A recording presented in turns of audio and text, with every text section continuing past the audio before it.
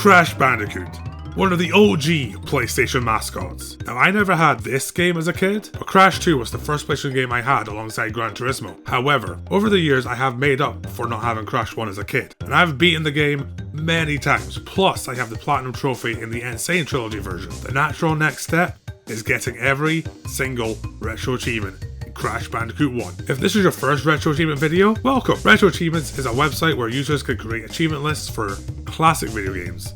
The link to their website and my profile is in the description below.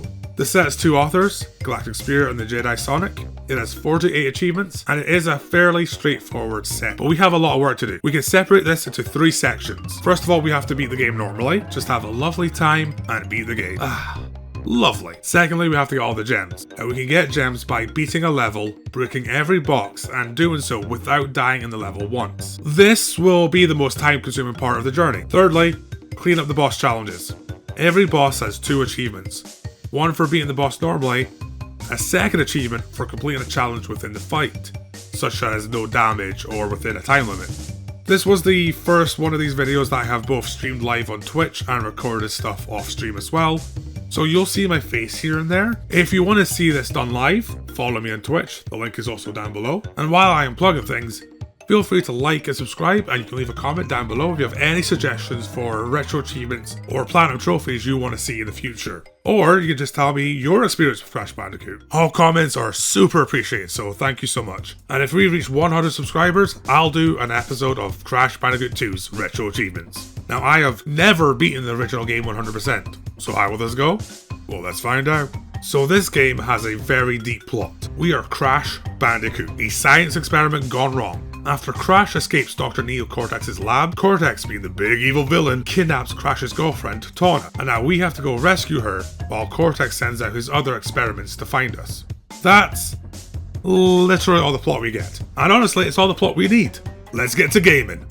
We crash land on Insanity Beach, where we can quickly grab our first achievement, grabbing 3 Aku Aku masks and making ourselves invincible for a short time. We soon also hit our first bonus round.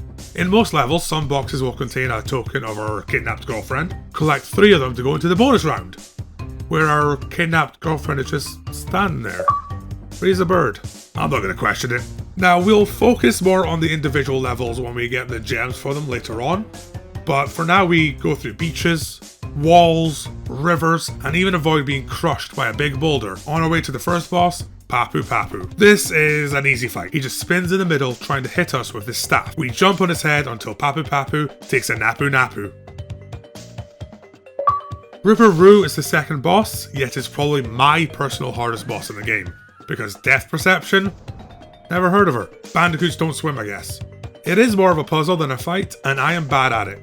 Luckily, we get it done after a few tries, and we say RIP to Ripper Roo. Koala Kong himself isn't an issue. He just throws rocks at you, which can spin away until he throws the heavy one. This one we can spin at him to damage him. The real issue is the falling TNT and knowing where it's going to come from. This could end with a nasty boom boom on Crash's head. Whoa! This isn't a tough boss overall, and we KO Koala Kong and move on. Pinstripe is easy. He'll just spray and pray with his Tommy gun, but Crash can hide behind the furniture to avoid any damage. In the first phase, we just spin attack him in between shots. In the second phase, he only pauses when he has to reload his gun, which gives us an opportunity to put out a hit on him. After 3 hits, the Dawn is done. Nitrous Rio will try to blind us with science. He will throw green vials, which will break into green goo monsters. Bouncing on the goo takes away his health. He will then throw pink vials, which we just have to dodge. When he gets low enough, he will drink his vials and become a hulking big version of himself. In this phase, we can just jump on his head from the rubble that falls from the ceiling until he goes to sleep. Brilliant job, Crash. The final boss is, of course, Dr. Neo Cortex. So what you have to do is you have to dodge all of his shots except the green ones. For those ones, we spin attack them to send them back to Cortex. Do this enough and he will explode, and we save the day and our girlfriend.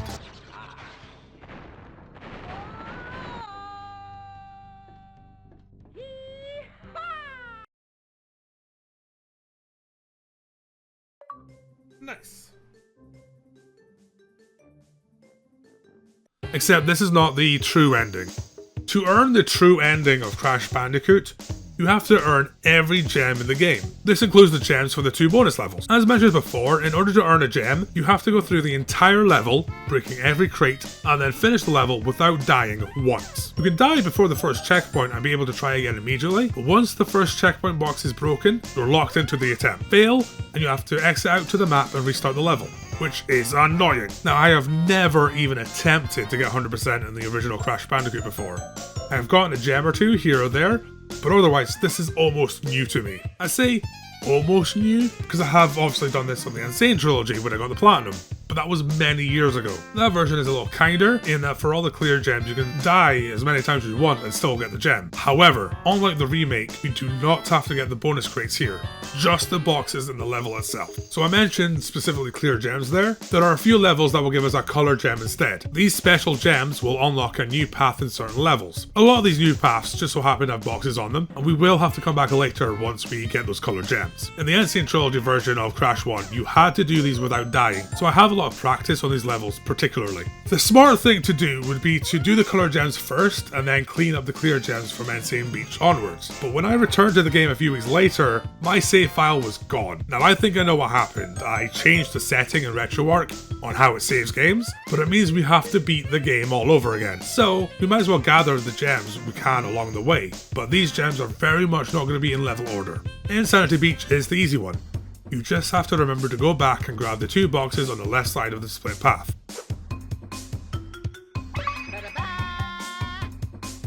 We also get the achievement for breaking the line of boxes on the left path without jumping, which somehow was hard for my brain to comprehend. Boulders was the next gem. Not much to report here, just remember to spin the boxes as the boulder will rudely not break them for you, unlike in the Insane Trilogy version. This is a bold achievement. Now, I also take care of the additional boss challenges during this run, since I'm replaying the whole game anyway, starting with defeating Papu Papu in under 15 seconds. This is pretty easy, just gotta attack him as soon as he's vulnerable again, and he should go down quickly. Crash's suggestive look can only mean one thing: he's about to ride his hog! This is a level I have ingrained in my muscle memory, and is one of the few gems I've ever gotten before in the original Crash Bandicoot. My muscle memory isn't perfect, but is enough to get through this level first try almost all the time. However, I kept missing this crate, but eventually we hit it, and also the rest of the boxes to get the gem. Up the Creek is one of those levels I find it easy to die on. Basically any level where I am constantly surrounded by a bottomless pit or rapid rivers, I will always feel like I'm gonna miss my jumps on. This one isn't too bad, just gotta remember to go back and grab these 2 boxes, time my jumps good to avoid having a wet bandicoot, and get the gem. A Ripper-Roo is next. We have to beat him within 40 seconds. So I am not good at this boss, and I'll admit that I looked up a video, and this is how it's done.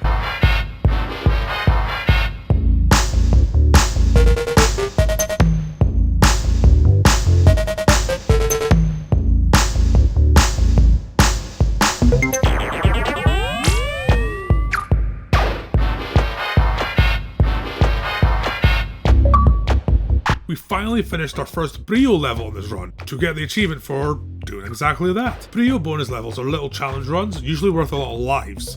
And of course, it works as a handy save point. We get the green gem from the Lost City, which is a level that usually gets on my nerves. One mistimed jump, and it's to the depths with Crash. However, after many attempts, we finally get through it, and that's the first color gem obtained. Temple Ruins is another level I tend to die a lot in, but somehow this time I actually do okay, getting through it in only a couple of attempts with the gem in tow. Koala Kong is next. For this one, the achievement was us to beat Koala Kong without jumping or taking damage. This isn't actually too bad, as long as you have a vague idea of where the TNT is going to fall, because you can just spin the rock away. Take that, Dwayne Johnson.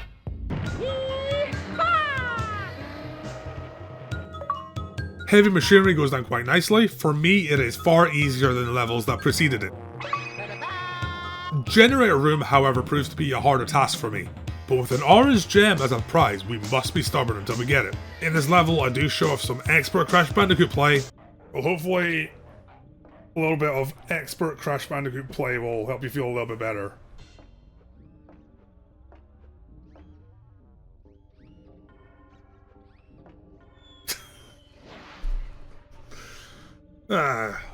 I know. However, silly deaths kept raining down until I finally get the run. Pinstripe's challenge is pretty easy. In the second phase, he will momentarily stop to reload his gun. Don't let him finish more than 2 times and the achievement is yours. I'll take the high road, and you'll take the low road, and you'll have a nicer time traveling wherever you're going. The high road is a level that usually destroys my spirit, but it seems to have clicked with me for the first time in my life. It still took a couple of attempts, but I didn't want to throw myself off the high bridge while playing this level, so that is a huge improvement at least. The red gem is obtained in Slippery Climb. Slippery being a word I struggle to say, so I better make sure when writing the script to avoid writing slippery a lot during the Slippery Climb level so voiceovers Stu wouldn't have a slippery time trying to say slippery many times. Thanks scriptwriter Stu, you slippery asshole. This level isn't too bad now. It's another one I had to learn very well for the Sane Trilogy, so I got pretty used to the level. The entire section before the first checkpoint is my worst part, which is actually perfect. It means if I fail, I don't have to back out to the map and start over again. Once I got past that bit, it was an easy enough time to complete the level and get the next gem. Give me that slippery gem! Another colour gem is next, this time the blue gem from Toxic Waste. This level somehow was an issue for me. This tiny straight line of a level is what defeated me for a long time during this stream. When I went in without masks, I would get crushed by barrels, even when trying to jump to the side to avoid them. And when I did have masks, I would somehow end up in the waste. I was a mess. Terrible. I did eventually get to the end with the gem in my hand, but this was a toxic waste of time.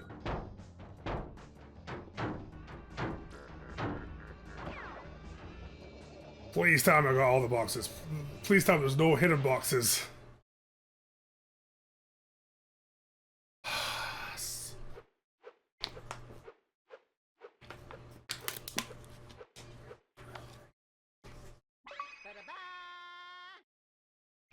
In hindsight, I actually really like the achievement for Embryo. It turns the fight into both a test of skill and a little puzzle to solve. However, playing it at the time, I was cursing the achievement set. So you have to do the fight without pressing up or taking damage. Now this is very doable. My issues were jumping on the green slimes at a point to avoid them hurting me somehow, and then not moving so far back as to miss the stone rubble you need to be on to jump on Brio. Once Brio turns into a Hulk, you would just have to jump on the rubble, and then when he is close, jump straight up. No need to press up here, just jump. If you've timed it right, Crash will fall right on his head. Do that until his health is 0 and the achievement is unlocked. The lab is another one where I used to think it was very difficult, and to be fair, I still died a few times, but nowhere near what I expected. It's a level where taking your time is key. The slime enemies can be jumped over, and they stop spawning once you get close. The electric clones aren't too bad either, just stay back a bit until they spark up and then rush them once the sparking ends. A couple of these, they'll be pushed off the arena and into the depths of hell where they belong. We finish the level and we get the yellow gem. At this point, for some reason I believe I have all the colour gems. Spoiler alert, I do not. For now, I start clearing up the clear gems that I can do now that we have the colour gems. Except, you know, the one I did not know I did not have. Oops. In a lot of levels, there is a gem path. You'll see a small object float around where the path would be if you had the gem. Once you do have the right gem, it turns into a solid gem object you can stand on as a platform or sometimes as a lift. In Jungle Rollers, it takes you high up this indoor section to find a few hidden boxes. Speedrunners can do this without the gem though. The Great Gates gem path is basically a whole half of a level on its own. It plays a dirty little trick on you. So if you don't know, when you see the background fence look like this, you can jump on it and end up in the background.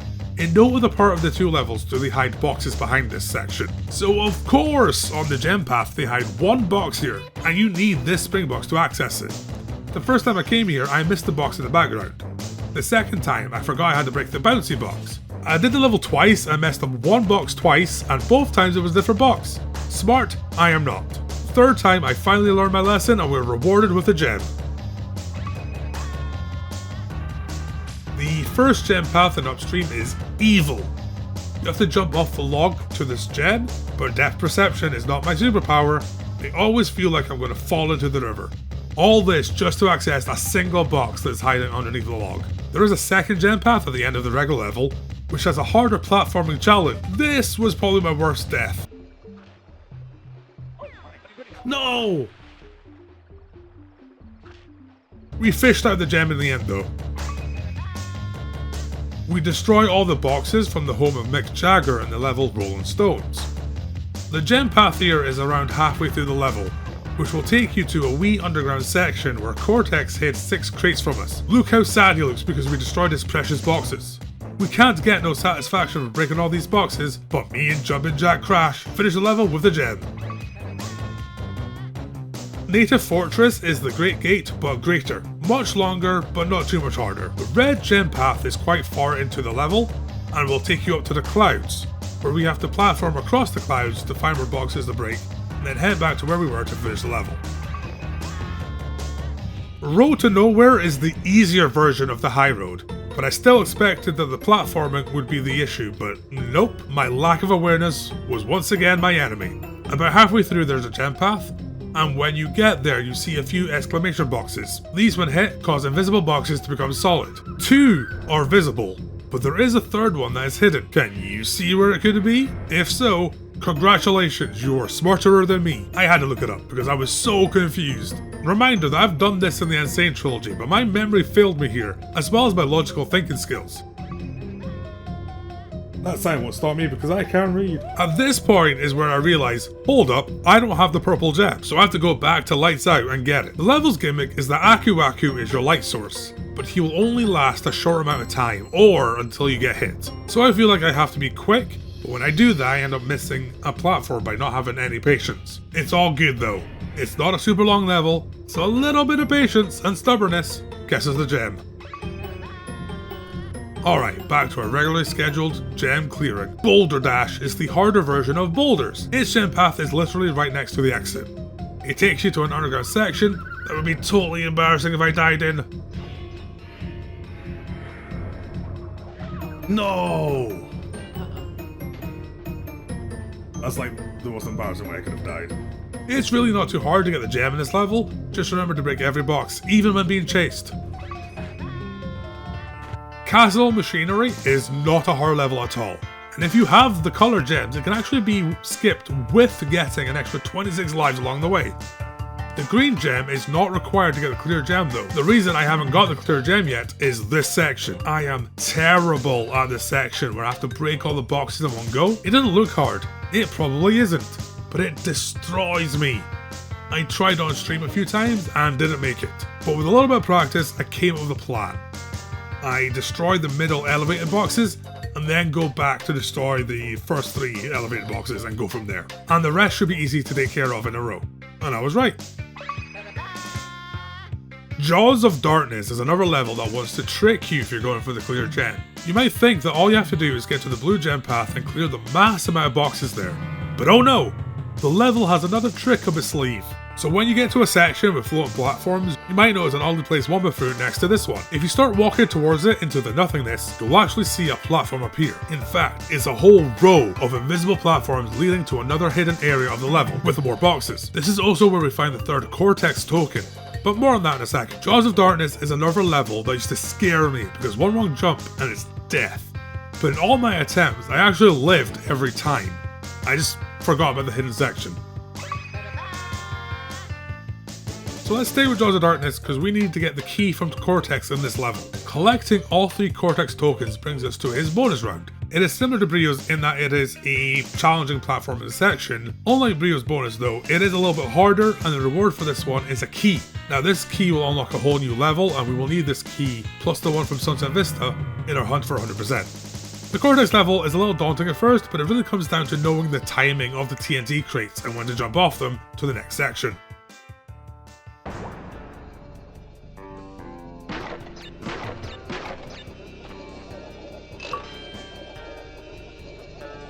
I avoided Sunset Vista for as long as I could, knowing full well this is going to be the most annoying gem to get in the whole game. But I went in to try and get the gem and the Cortex key. Unfortunately, I did fail to get through the level deathless, but successfully got the Cortex level first try for the second and final key.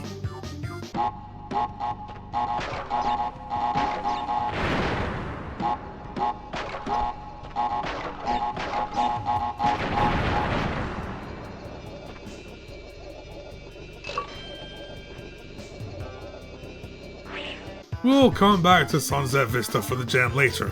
Oh god, Crash has that face. You know what this means? He's gonna ride the whole hog!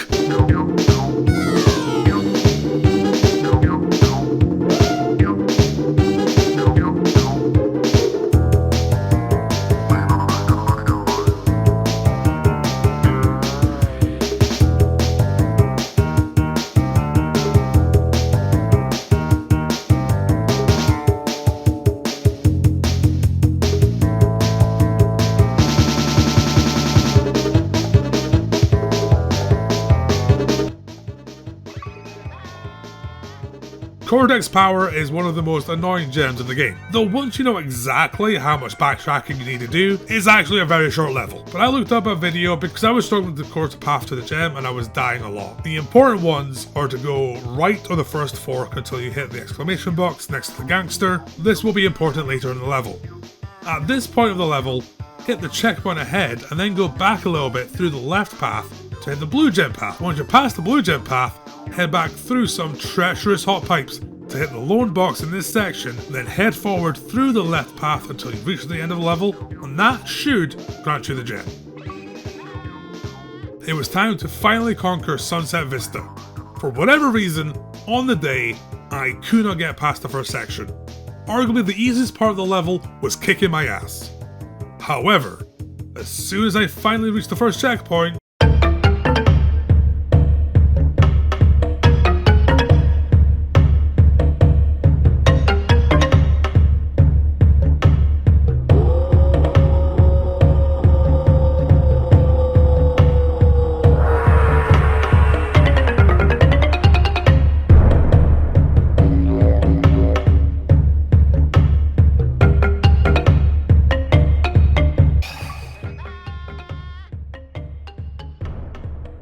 thank goodness we're done with Sunset Vista. Sunset XP was way better anyway. And we're almost done with gems. Just one more to go. The final gem we have to get is in Fumbling in the Dark. And oh my god, this level. It's maybe the level I've played the least. It is one of the levels unlocked through Cortex's bonus levels. And my lack of experience is showing here. Not knowing what is coming up, getting surprised when I get further than normal, and then screwing up in weird ways. It was a mess. And then I realised by accident that there were boxes behind where you start. And this includes a wee technical jump. We have to jump out into the open and then move back in around the door frame.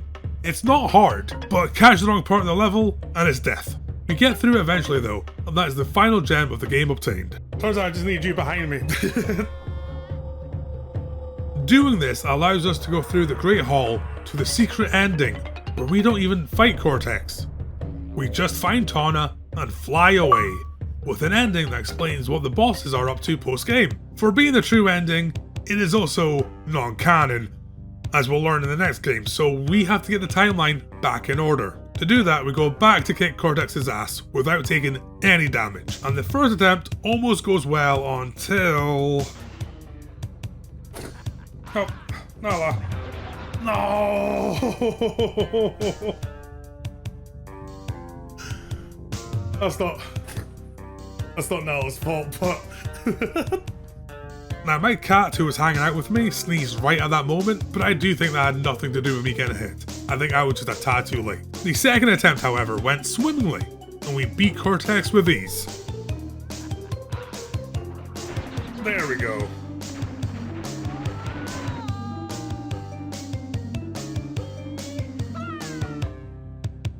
Okay, just one more achievement, and we're done. Okay, just one more achievement left. We use this password to get to Temple Ruins. We have to use the password, because now that we have all the gems, we cannot get this achievement in my now 100% save file. Temple Ruins has 67 boxes, which means there is room to play with here. My plan was only to bring Aku Aku boxes, but this snake decided to make it an issue. Trying to skip this checkpoint will leave me open to be attacked by the snake every time. And because of the Aku Aku mask, it would launch the snake into the boxes next to it. Luckily we have leeway, so these boxes don't actually matter, as long as I don't break anymore. But we do eventually make it to the end, and... Okay, moment of truth.